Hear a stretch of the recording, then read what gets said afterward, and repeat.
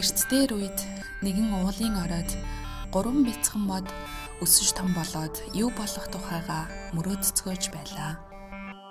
Эхний бяцхан мод тэнгэрт алмаз эрдэнэт гялтганах оддыг хараад би эрдэнсийн хайрцаг болмоор байна.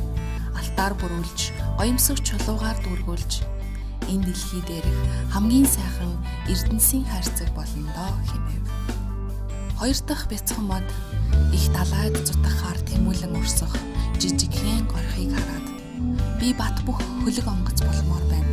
Би далай тэнгисүүдээр аялж их хаадыг хүссэн газар нь хүргэх энэ дэлхийн хамгийн том бат бөх хөлөг онгоц болно доо гэжээ.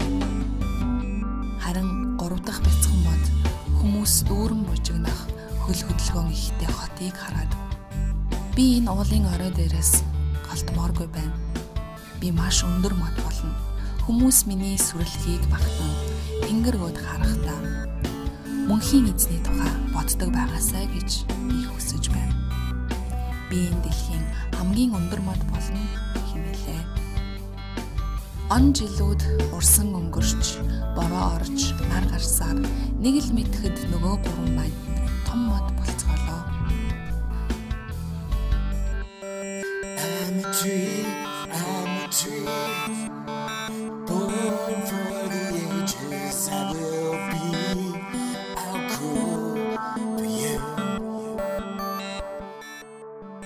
Нэгэн өдөр 3 модчин тэр ууланд гарчээ.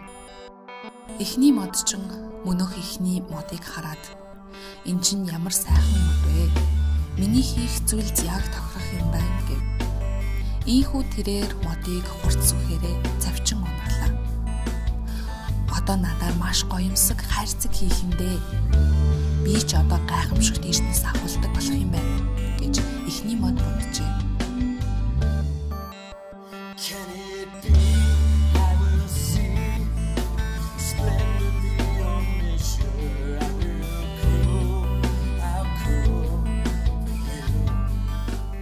Удаах модчин 2 дахь модыг хараад энэ ёстой бат бөх мод байна. Миний хийх зүйлс яг тохирондоо гэд хурц сүхээ далайн нөгөө модыг цавчин унаглаа. Одоо би ч их далайгаар аялна. Хаадад зориулсан бат бөх хөлөг онгоц болно гэж тэр мод бодлоо.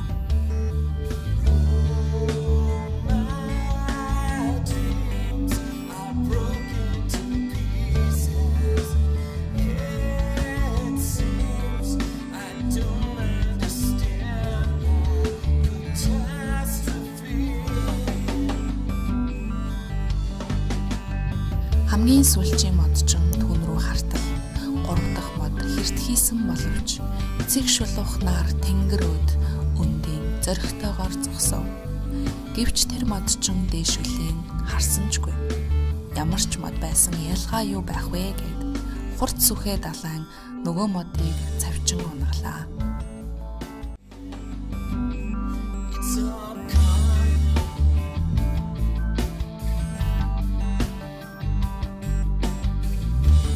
Эхний модыг мужаанд авчирхад тэрээр ихэд баярлсан боловч завгүй мужаан эрдэнсийн хайрцаг хийх талаар бодогч сөхөөгүй байжээ. Тэрээр ажилд нухлагдан эвэршсэн гараараа малын тижээлийн хайрцаг хийлээ. Тийхүү мөнөх мод алтаарч бүрүүлсэнгүй, эрдэнсийн чулуугаарч дүүргэгдсэнгүй. Харин үртсээр бүрүүлж мал дөгөх өвсөөр дүүргэглээ.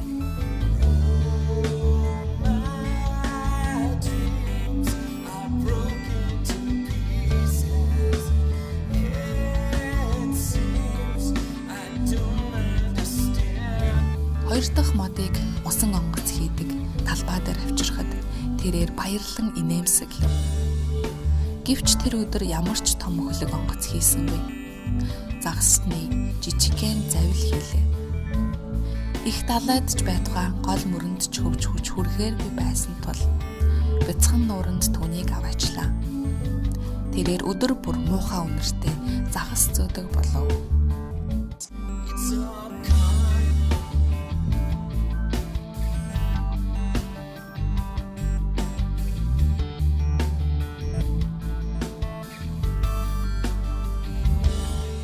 Модчин 3 дахь модыг дүнз болгон янзлаад хураасан дүнзтэй нийлүүлв. Тэр өндөр мод эн чинь одоо юу болж байна? Би үргэлжил уулын орой дээр мөнхийн эзэн рүү хандан сүндэрлэж байхыг хүсдэг байсан шүү дээ гэж гайхан бодлоо. Он цаг өнгөрсөөр нөгөө 3 мод хүсэл мөрөөдлөө бараг мартжээ. Гэвч нэгэн намуухан шөнө залуу эмэгтэй шинхэн мэндэлсэн хүүгээ малын тижээлийн твшинд тавихад эхний модны дээр алтан од гялалзаж байлаа. Түүндээ зориулаад ор урлагсан хэмээн тэр эмэгтэй нөхөртөө шивнэв. Тэрхүү хуучирч муудсан модон твшдэр оддын гэлбаа тусахад эмэгтэй нөхрийнхөө гарыг илэн инээмсэглэж энэ ор их сайхан юм аа гэж хэллээ. Энэ дэлхий дээр хамгийн гайхамшигт эрднийг агуулж байгаагаа эхний мод гинт тухаарлаа.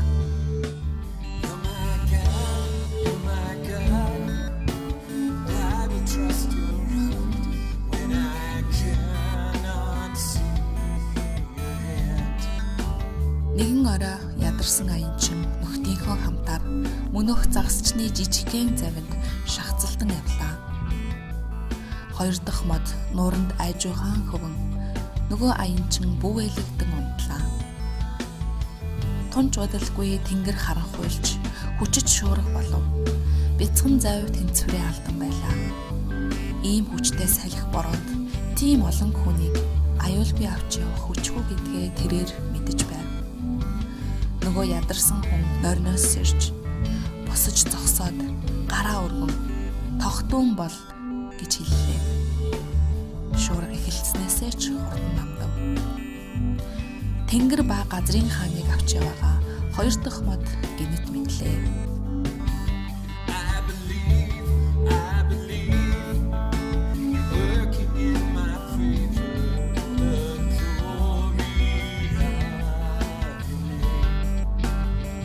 Нэгэн маасан гаригийн өглөө мартагдсан газраас нь 3 дахь модыг зөөн явхад тэрээр цочин гайхав. Уурлан бужигнсан олны дундуур түүнийг авч явхад үнэхээр амар санагдаж байжээ. Зэргүүд нэгэн хүний гарыг түн дээр хатахад түүний дотор нь зарсхийг шиг болж байлаа. Түүнд үнэхээр муухай, амар, бас хэрцгий санагдаж байв. Гэвч нэм гаргийн өглөө нар гарч түүний доор буй дэлхийн ертөнц баяр хөөрөөр дүрлээ. ертөнцийн эсний хайр бүх зүйлийг өөрчилсөнийг 3 дахь мод мэдлээ. Энэ хайр эхний модыг сайхан болгожээ. Энэ хайр 2 дахь модыг бат бэх болгов. Хүмүүс мөнөх 3 дахь модыг санах бүртээ мөнхийн эзний тухай боддог болжээ. Энэ дэлхий дээр хамгийн өндөр мод байснаас ч илүү зүйл нь энэ байлаа.